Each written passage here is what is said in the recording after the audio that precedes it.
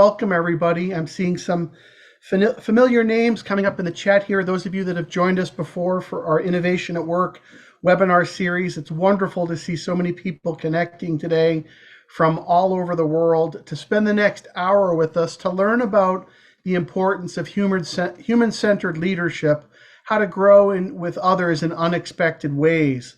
We're really delighted to be joined by Aithan Shapira, senior lecturer here at MIT Sloan, with us to guide us through the next hour and really share some insightful ideas and frameworks and concepts that we hope that even after just spending an hour with us today, you'll be able to take some of these with you and apply them to both your personal and professional lives. And there's really no better time.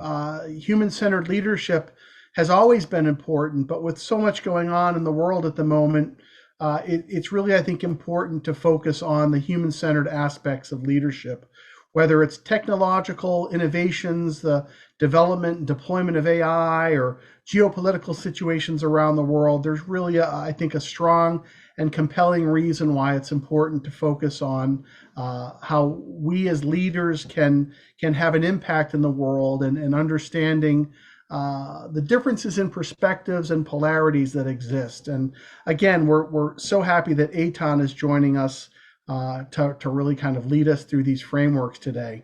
I've worked with Aithan, if we could go to the next slide, I've worked with Aithan for a number of years here at MIT. It's been a delight. He teaches in many of our executive education programs. He also teaches to some of our graduate students. He really brings a very interesting perspective to his approach in the classroom and in his work, in the sense that Aithan's background really is that of an established artist. He's, in addition to his accomplishments as an artist, he's been doing much work teaching and research in the field of leadership over the last several years, both through his consultancy at Tilt, but also in his work here at MIT Sloan. He's launched a number of programs with us. The one that's coming up in the near future is Unlocking the Power of Perspectives. And in fact, some of the frameworks that you'll be hearing about today are covered in much greater detail in that program in just a few short weeks.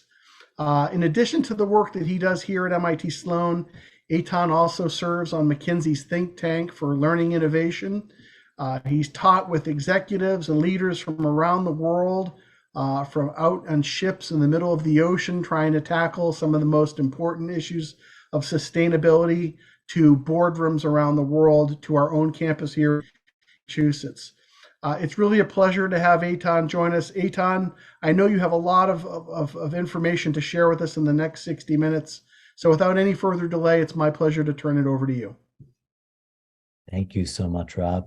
Hello, everybody. And I just wanted to start and just really, truly say a big thank you for signing in this moment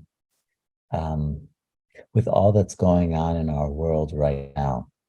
Just like Rob said, there's so much complexity. There's so much suffering. There's so much going on outside of ourselves, outside of our teams, outside of our organizations and systems. And I'm just really grateful you've all signed in to be here together in these 60 minutes. I'm noticing on the chat, and I'd like to just invite as much typing, communicating in the chat as we can, so we can be in communication throughout. Any ideas, any questions that come up throughout. Whatever's coming up for you over these 60 minutes would be really valuable for everyone else. Please continue to use the chat there. I'm noticing people anywhere from South Africa to Mexico to Sweden. I saw someone, Zurich, Washington, D.C., Florida, a lot of different places around in different countries. I see even more coming in. So please continue to connect. We have, I believe, close to 900 people signed up for this. And with that, I want to bring us into a little bit of what I hope to cover over these 50 minutes. I'll share my screen here in a moment. I want to specifically speak about the importance of human-centered leadership, like Rob said, but I want to organize or orient the conversation to growing with others. What does that mean to grow with others? And how do I grow individually? And how do we grow together? What does that mean? And what does that mean for me as a leader? And by leader, I mean how I show up, how I'm being in a room, how I'm being and running an organization. And what does that mean for the environment or the conditions I'm setting for other people in my community, in my organization, my team, in order for us to grow and for us to grow together? And why is that so important right now? So with that, I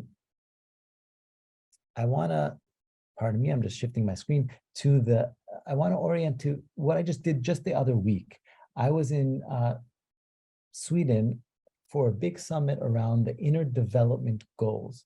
And these are the goals that are inner work that's necessary to make the necessary information and necessary work that we can do internally to make the outer work work. The inner development goals, and what I was just doing the other week in in Sweden, there were people from the United Nations, people from the policy world, from corporations, from education, from higher education, NGOs, all working together in conversation around inner development and the necessary inner work we must do in order to make any progress or any sustainable outer collaboration possible.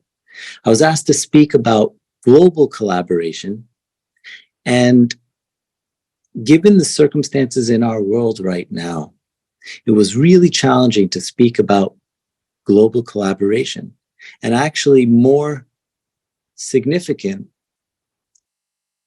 than perhaps ever in this moment to speak about the necessary inner work in order to enable that collaboration to happen. And the inner work being something as simple and as complex as forgiveness.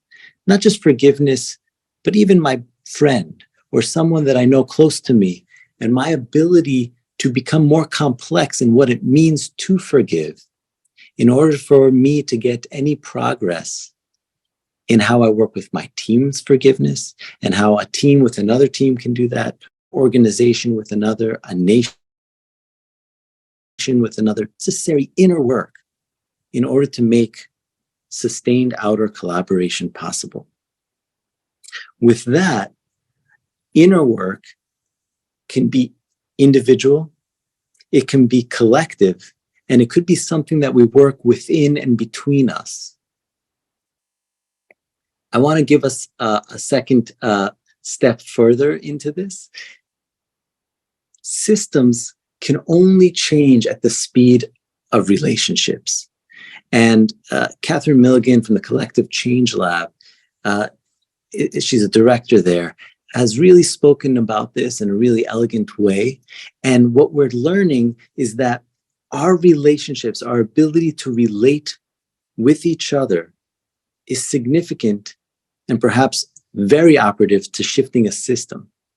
And the way we can influence the speed of our relationships is actually limited by the ways in which we can relate with ourselves with more choice. What do I mean by relating to myself with more choice? Within the way we relate to ourselves, there's lots of developmental models through which we can see ourselves, and the lenses through which we look at the world are mental models or developmental models. At the bottom right of the screen, you can likely see a number of different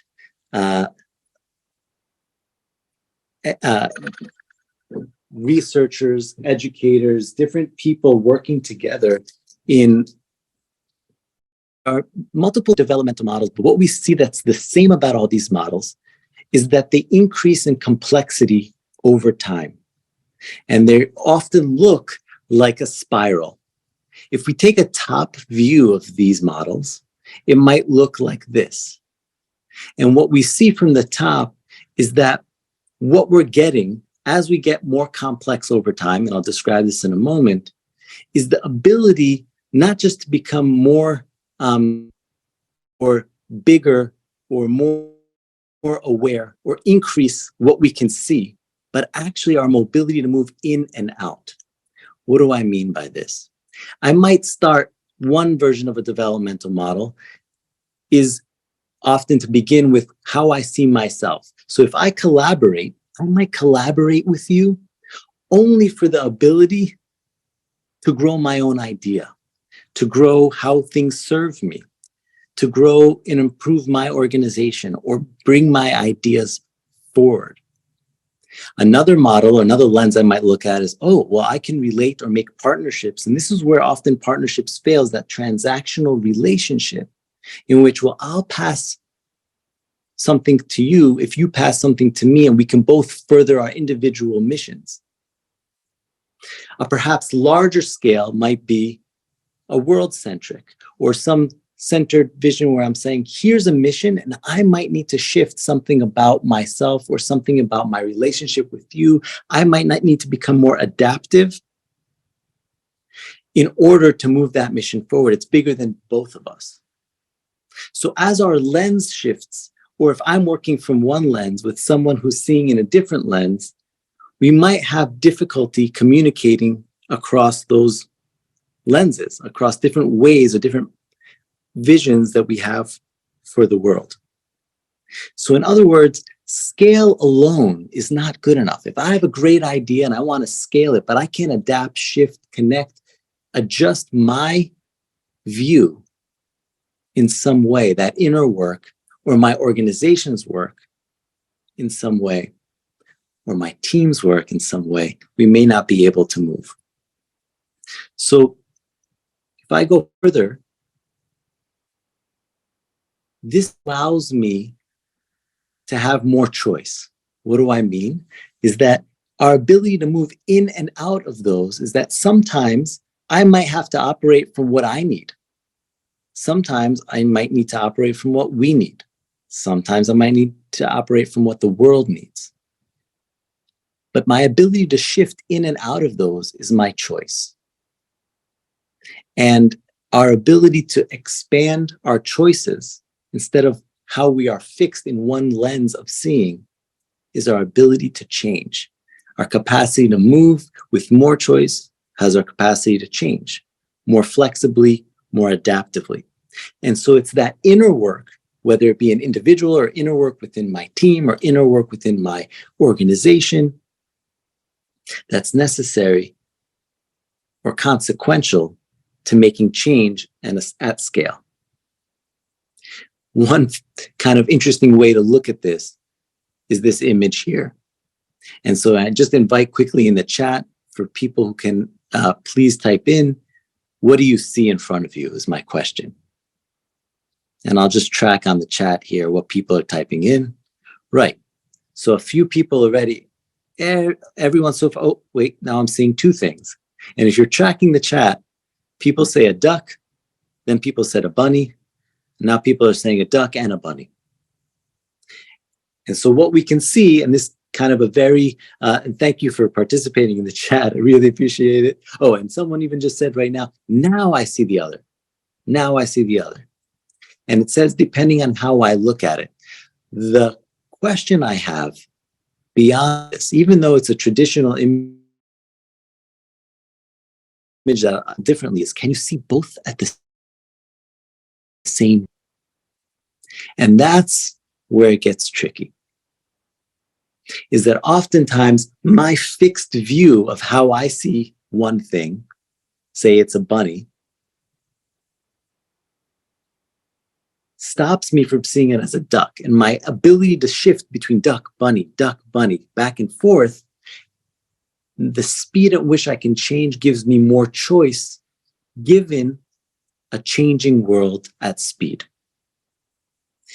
So one other kind of context here that I'm offering us, I hope, is that we are fixed.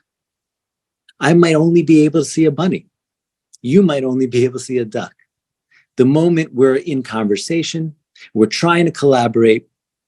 I'm trying to scale bunnies in the world. You're trying to scale ducks in the world. But our ability to shift between both allows us to shift the system. Fixedness doesn't just mean I see a duck or a bunny, but it's my role, my job in a specific place has a fixed way that I might understand what my job is. And then I fix myself within that in a hierarchy, in a power dynamic, in some way of seeing what my role means and how I show up every day to that role. If it's being a parent, if it's being the CEO of an organization, if it's being a change maker, if any kind of role that I see in myself in any moment often has a closed way in which I see it, and my ability to expand what that means for my role is my ability to change at speed or change in my way to relate with you. The same thing happens, as you can see on the screen, is we have fixedness with objects, with functions. A tool might have or a model or a process. Oh, it's used for this, now stick to the process and it has its function, or stick and use this tool, or the way I relate with others, or the way I relate to a structure. These are ways in which we are fixed. And those are the ways in which, if we don't do our inner work to expand our choices around how we can be in these different ways, it limits what we can do and how quickly we can change a system. A lot of times I work with organizations that are say, well, we have a systems mindset, we are collaborative, yet we're only incrementally changing. And our partnerships are often fixed in ways of relating, in ways of our roles, in ways of our structures and our functions. So the invitation here is, how might we grow and shift this? And I'd like to offer us both a tool that we could use and maybe an experience we can have together.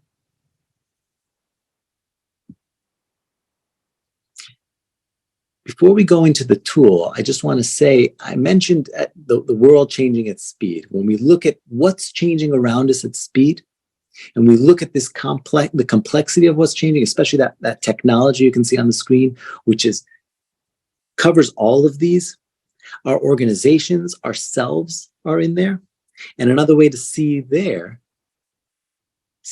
is that there's so many more choices outside of ourselves. The world is changing so quickly outside, but I can't change fast enough.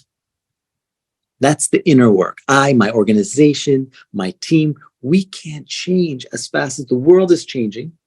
Between when you signed up for this webinar and now that you're on the webinar, the world has fundamentally changed in so many ways. And are we able to change at speed? And that might be the practice or the invitation in our ability to grow together. So I want to give this tool. And thank you. Please continue in the chat. And in fact, I'd love to actually do this tool together as a way of doing it in real time, or learning it or using it in real time. Some people might know about the polarity tool. Again, at the bottom right, you'll see Barry Johnson and the polarity management. It's a terrific book of his around polarity and how we use it. I'd like to use it or do it together here in a slightly different way. If I can ask you in the chat to please type in as we go, I'll gather the perspectives and we'll kind of fill this tool in together. What you're seeing here is the way a polarity is used in this context is, on the left side, I've taken two different words. On the left side is individual, on the right is collective. And it's kind of some of the subject we've been talking about. We can put lots of different words in yellow there between individual and collective. It could be short-term and long-term. It could be just some version of a pole that we're experiencing. In this case, let's do individual and collective.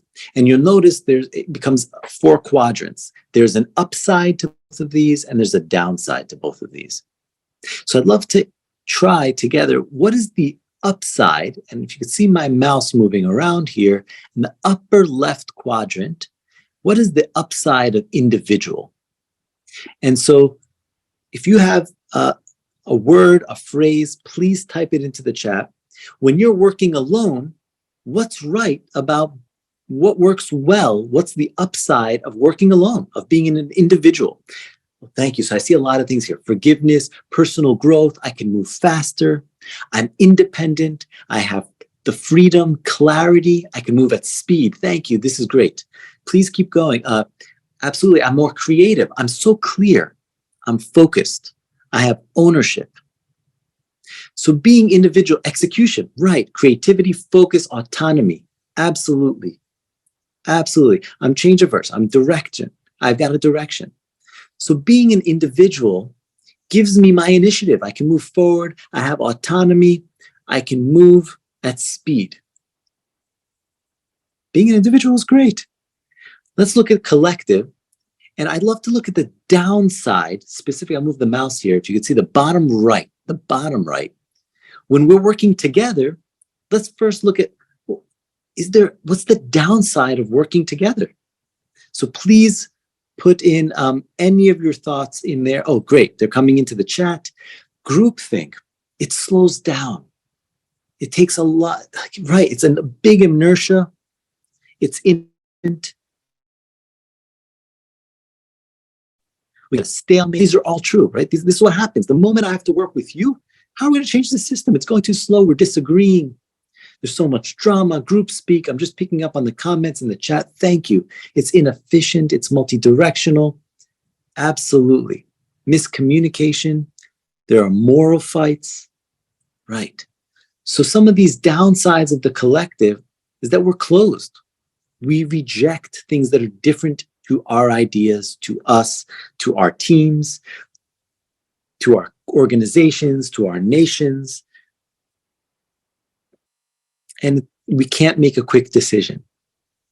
So let's go back to the individual. It was so great when we were individual, right? We got all of our autonomy, we were moving, we were going at speed, we had all the initiative. Have you ever been so individual that you experienced the downside of being individual? So please, if you can help me, let's fill out the bottom left here. Okay, the downside of being individual, I see a bunch coming in here, egocentric, low impact. I'm limiting my creativity, it's just me. I'm lonely, I'm isolated, it's narrow. I'm in my own bubble. I'm so lazy. I'm not learning. The bandwidth, blind spots. I'm thinking in circles. It's overwhelming. Absolutely. These are all lack creativity. So I'm isolated. I rely on myself.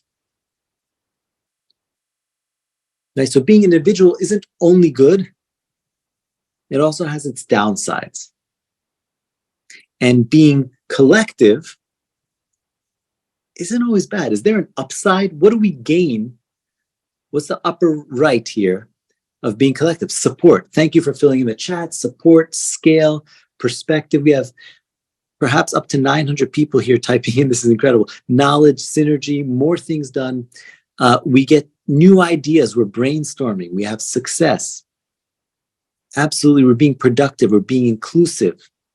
When we do collective well, what do we get? Think tank.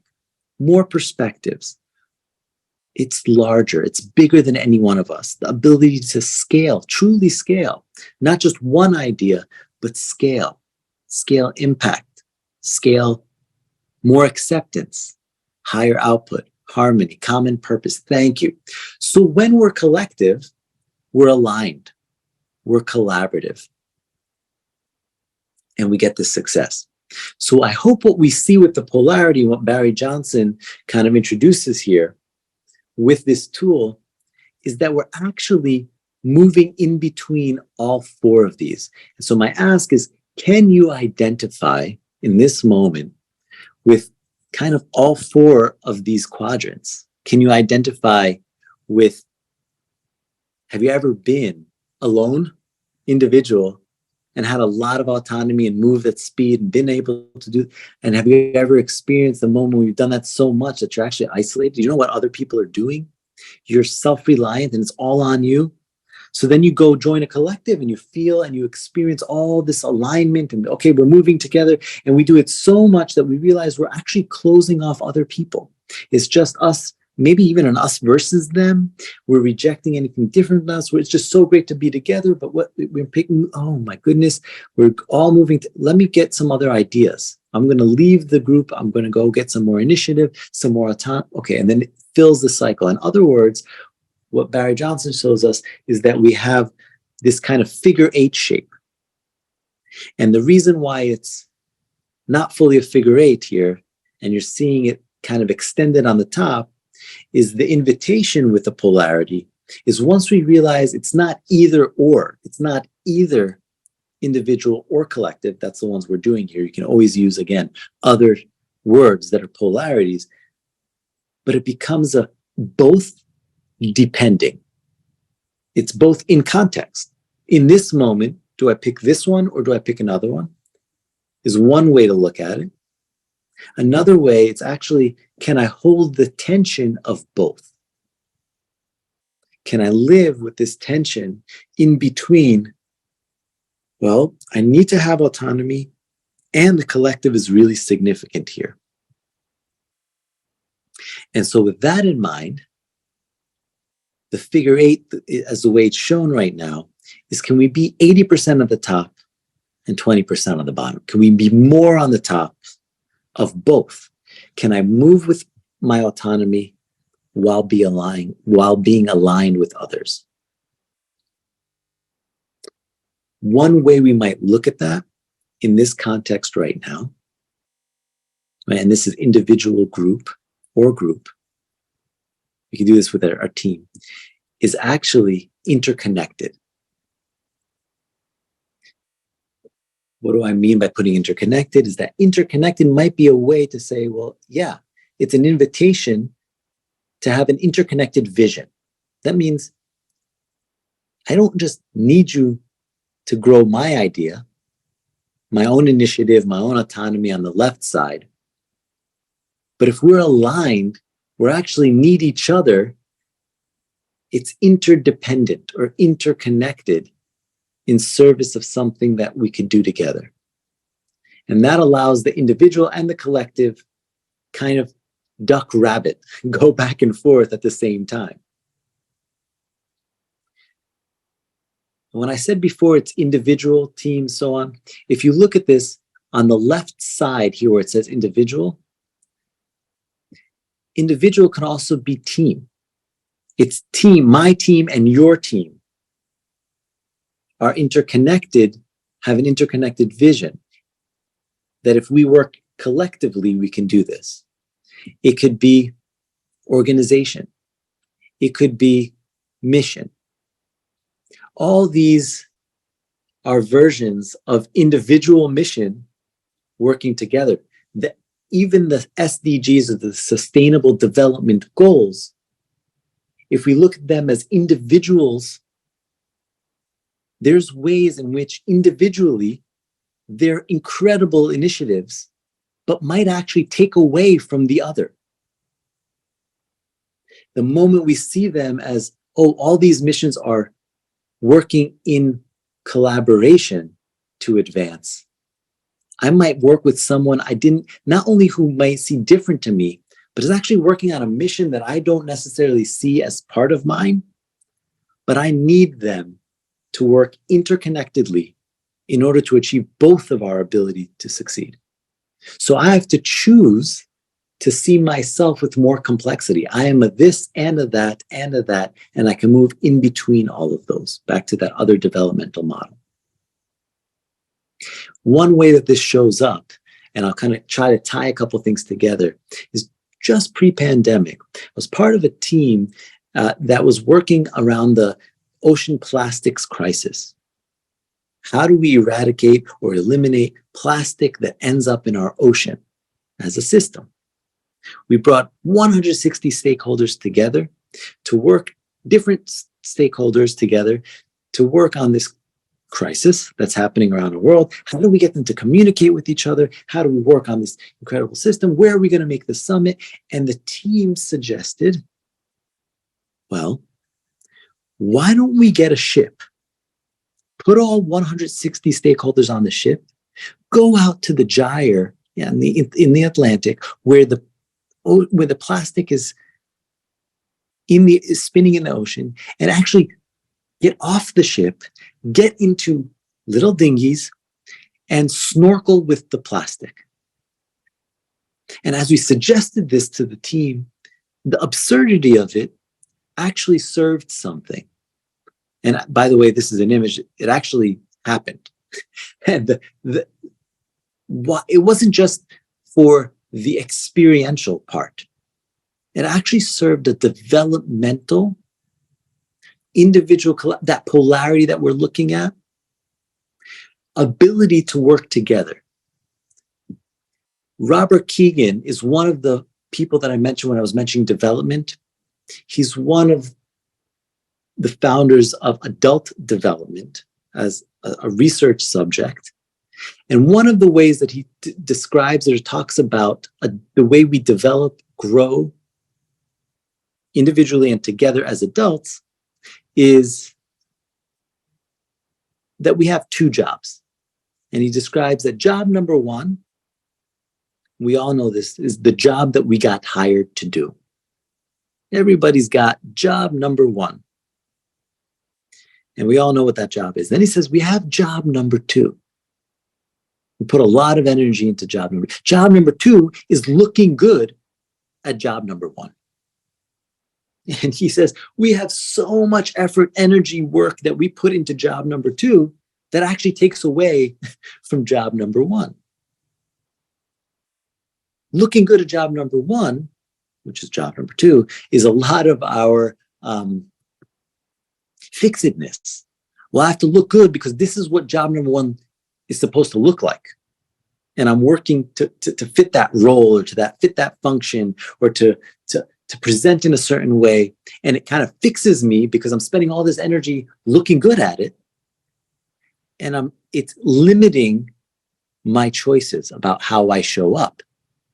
That's limiting solving the ocean plastic. The moment everyone had to take off their suits and put on wetsuits and get into the ocean and come back out, and everyone's looking at each other with flippers, business cards weren't accessible, and people are facing each other, our ability to work with our insides within and between us allows us to actually work on job number one, which is what are we here to work together on to solve this complex, very complex change. So systems can only change at the speed of our relationships. Relationships can adjust by the way we're able and work on understanding our mental models, ourselves, our inner work.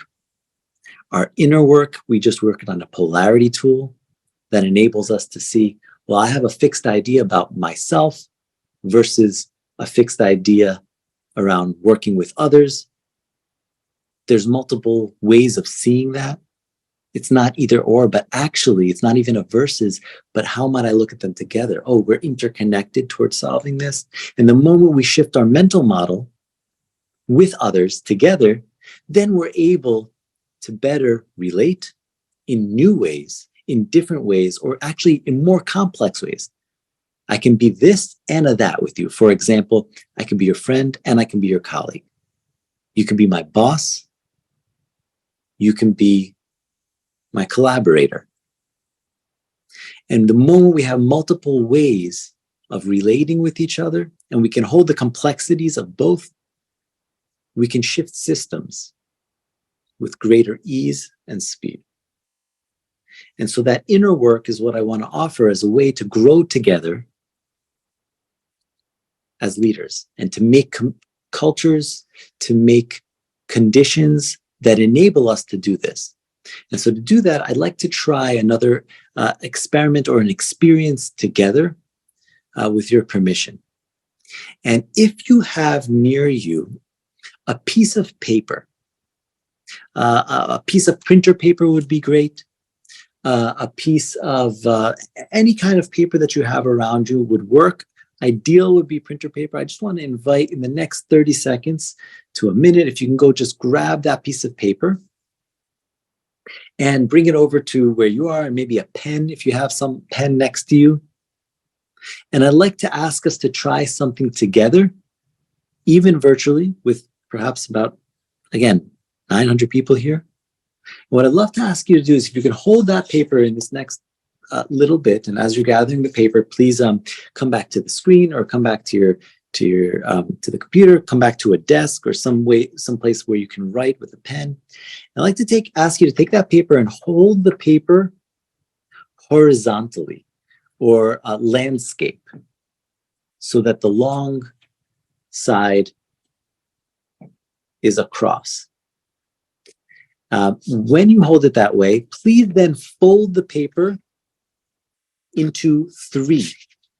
So one side is being folded over and the other side is being folded over that. Like you're kind of folding a letter that you're going to mail. I remember we used to do that. And that was a wonderful thing.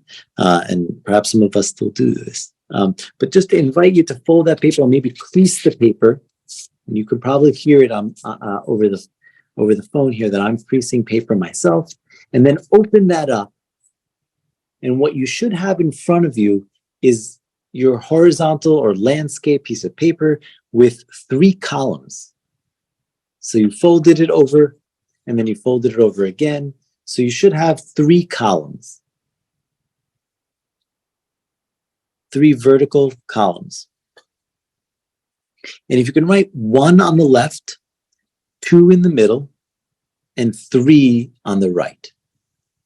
So you're writing the number 1, the number 2 in the center, and then number 3 on the right column.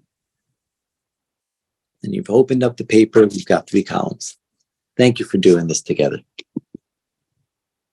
What I'd like to invite you to do is, if everyone can together, please, on the left column where it says the number 1,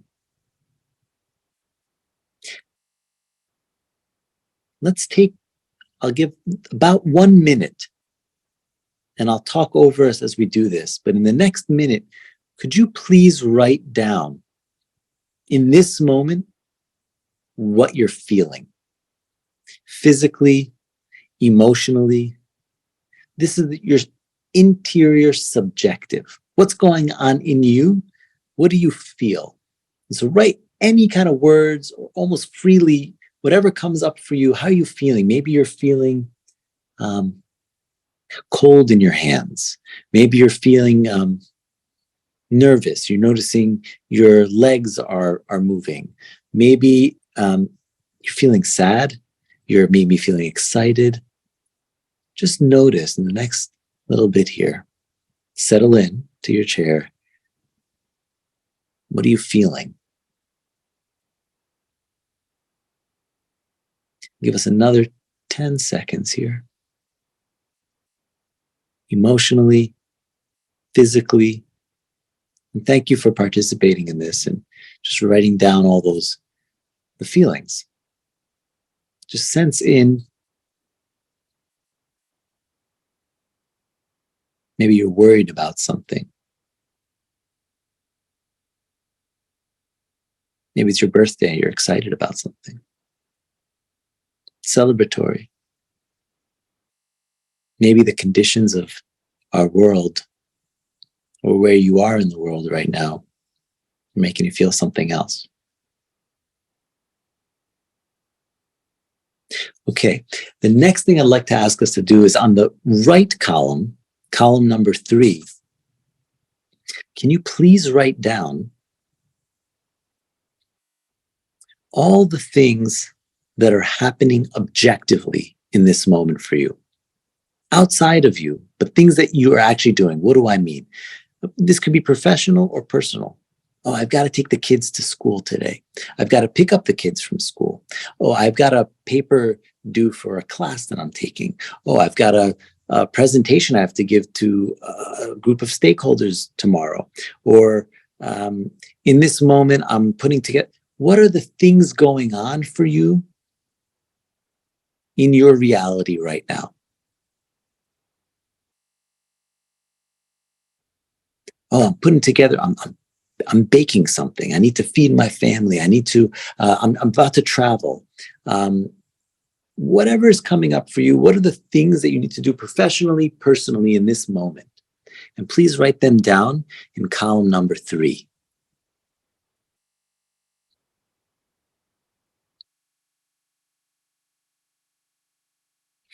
Give us about another 10 seconds. What are the things objectively going on in your life right now? Personally, professionally.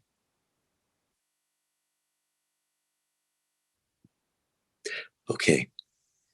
So now that we've written this down, thank you again for participating in this. Can I ask everyone, please, in the chat, would you be willing to type into the chat in this moment everything you wrote down in column number 1? Not, it doesn't have to be all the words, but just a few words at a time. Whatever words come up for you, pick 1 or 2 of them.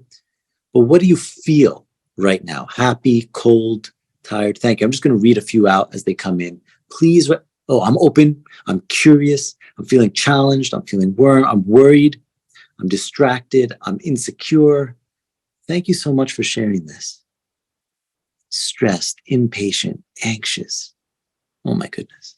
Unhealthy, overwhelmed, tired, drained.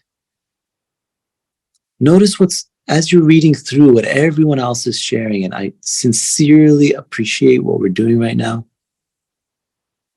Inspired, excited, a boost, frustrated, sad, worried, curious. What I'm noticing is how many of these are starting to become similar. How many people, for example, are feeling tired? How many people are feeling challenged or frustrated? Some people feel a little hopeful. My ask is now, please, can you everyone write down what they wrote in column 3?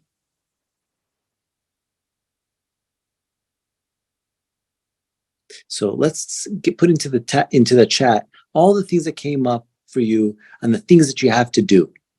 You're writing papers. I have a lot of things to do. I'm cooking. I got to focus on all these things I have to do tomorrow. I'm traveling. I'm remembering a lot of details. I'm working on team. I've got meetings. I've got a transition plan. I've got a network. I need to finish my work by the end of the day. I'm helping my team. I have to answer some questions. They're probably pinging me right now. I have to carry my job. I have to bake. I have to pray. I have to take care of my kids. Oh my goodness, there's so many things happening right now. And can you feel what's going on? And can you see a relationship between our feelings on the inside and the things we have to do on the outside? And I just want to, again, sincerely appreciate everyone for putting all this into the chat. And just up to about 900 people here sharing with each other. So my ask is in this moment, as you're seeing these things coming in from column 1 and the things coming in on column 3, how do you feel now? What does it feel like now as you're seeing what everyone else is putting in? And please put that into the chat.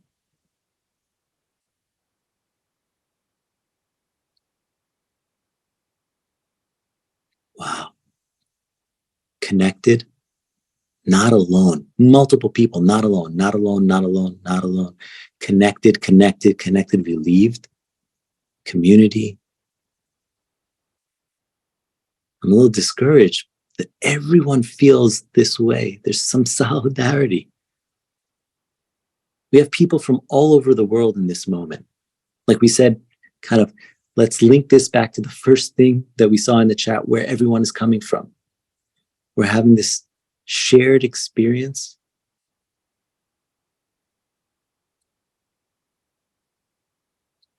And if you can put we don't have to actually write these words, but these words that we're hearing in here, the upside of collective, how similar we are, these are all for column 2.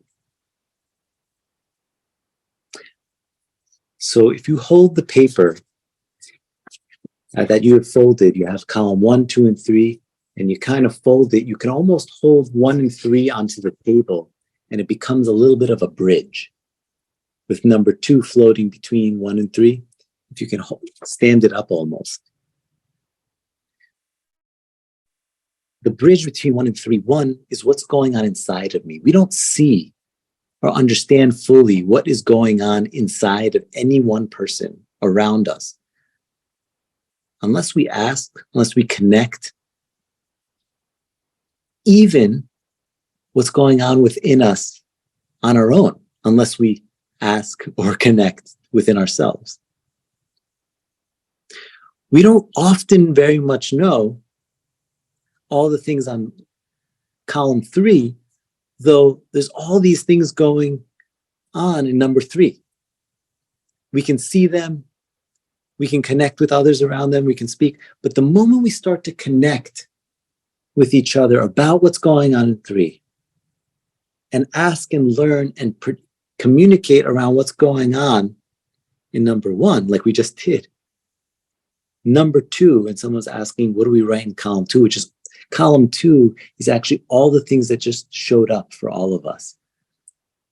2 is what happens when I connect with others around what's going on their insides and what's going on their outsides. What's going on within them. And the moment we connect with each other and can be in a community, in this context, I just asked for us to do this globally. It wasn't much more than that. But what that enables us to do when we can relate together. And the moment we relate together, I notice some other things come up. Like people are also saying, well, wow, well, this is discouraging. I'm surprised about the negativity. Now we start wanting to do something about it together. We want to kind of move forward. There's like a natural instinct, well, what can we do? And that could be the next webinar. And that could be the next chance for us to communicate and connect. No, well, what do we do naturally? Or we don't even need a webinar. We just learn from people who are different to us from all over the world. What are we going to do? Yeah, to influence one another, to move, to connect, or in other words, grow together. But in order to do that, we have to dig into the inner work. We have to ask about what's going on in column 1. We have to connect and make available column 3 with each other. Oh, well, I have all these things to do. They're personal and professional. And that, if I click one slide over, is the importance of human-centered leadership, making yourself an environment community for each other to grow together. And it's unexpected and almost surprising, like we heard in the chat, how much we can grow together or how much we are the same the moment we ask and look at our insides and our outsides. And that is my invitation or my ask about the inner work that's necessary to move a system forward. And thank you so much for participating this way. My apology for the connection link earlier. And I just am truly grateful to experience the time together, given all the things in column 1 and all the things in column 3. And thank you for sharing wisdom together in the chat, continuing to connect with each other, and thanking each other for what's going on. I'll pass it over to Rob, and again, appreciate all of you, and I look forward to meeting and seeing you together. Aithan, thank you so much for that. And my apologies to everyone as well for the technical difficulties today. You've been a wonderful group, so engaged in responding to chat and the questions.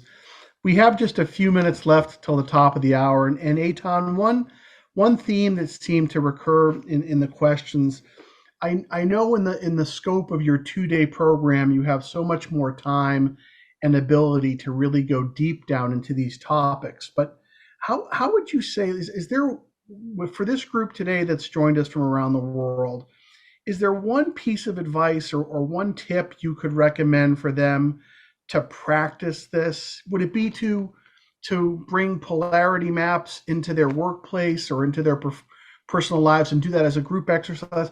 What can they do to practice human-centered leadership? Thank you, Rob. I would say two kinds of practices, and one would be the tool polarity. And the polarity is just to notice, wow, I'm really held a perspective. I think being an individual is really important. It's really helping me. When I see someone, another perspective might be, well, I see all these people working as a group. It's not working. And so, okay, that's a perspective on that. And the moment I fill out a polarity, even on my own, I just notice the complexity there. And that alone is a good practice. If I were to do that with my team and we all have this shared experience around understanding that there's an upside to both, then we can move differently as a team. And then we can hold both sides of the poles, hold the tension together. And as the world is changing at speed, that tool is really useful. And the other practice is the second part, that experience we just had together, risk in what I just did. I asked 900 people around the world to kind of share in the chat what they're feeling in this moment right now. And then to share what they're doing in their lives right now. And the risk there has a reward and it's exponential. So the practice is, are we willing to lean on the edge of asking myself and communicating with someone next to me around column 1s and 3s in service of what might arise in between us in column number 2. I think the follow-up to that is elaborating on the concept of human-centered leadership. And from my perspective, having worked with you on your program, it seems like there's such a growing focus on data-driven decision making and technology and how AI is kind of replacing decision making. And while there's definitely pros and cons, and that's a trend that's not going away, is it safe to say that human-centered leadership is a way to refocus on the human dynamic and to kind of unlock the potential, not just individuals, teams as well? Or is there more to it versus tech versus human? How would you kind of summarize that? I really appreciate it. And in the course, when we work together, we really dig deeper into what that means when we talk about human-centered and the even ways that humans respond, capture, and build data, and how we relate with each other around that. I would almost put it like a polarity. And the polarity would be like human versus AI, and actually, or human versus data, or any of those kinds of polarities that you're kind of mentioning there. But actually, how do we get to the upside of both? And what does that mean from the human side? What does the upside look like? And actually, what does the downside look like? And the same in the reverse, because I think we often have a perspective, and everyone's perspective is different, but a perspective that is my perspective or your perspective, someone's around what is right or what is wrong about either poles, where we could collectively look at the upsides of both and use it to work together to shift systems. That's great. And I know your program coming up November 2nd and 3rd is going to be held in person on the MIT campus. But I want to point out that we'll also be setting dates for 2024 weeks ahead as well. And that in addition to holding your program in person on the MIT campus, you also do an online version. And that really opens up opportunities for people from around the world to participate in your program. And even though it's online, having the 2 full days, you really still have an opportunity to bring in a lot of the other elements that you use to help reinforce learning, drawing from your background on the arts. Can you kind of comment just briefly or so we have together, what else participants can expect from your program in terms of experiential learning and kind of lessons that you're able to connect through your unique background? Thank you, Rob. Yes, a lot of the experiences over the days together in this course are a build or experiential similar to what we just experienced. So the frameworks and the models that we used are actually experienced together with others. So you get the individual learning, but we need others to grow and get feedback on what we're doing. And it's practicing the tools and models in real time rather than, for example, getting all the tools and models and then going home and trying to implement them. But we start to implement them with each other in the room and then practice so that we can then take it back with a lived experience and a collective experience of what it looks like when we're actually doing it. So we can better know, and as we implement in our own worlds, what the responses might be, what the challenges might be, and we can even more quickly or more easily apply those tools in real time. That's great. Aithan, thank you again for your time today. Thank you, everybody, for joining us. Special thanks to my colleagues here at MIT, Elaine, Eric, and Julie, for making these wonderful webinars possible. We'll have more coming your way, so please visit our website. There's still a few seats available in the program in November. Like I said, we'll also have additional dates available in 2024 for Aithan's program, both in person or online. So whether it's in a classroom here in Cambridge or in our virtual classrooms online or in one of our upcoming webinar series, we hope to see you again. And thank you for your time and wishing you all the best rest of the week, buddy.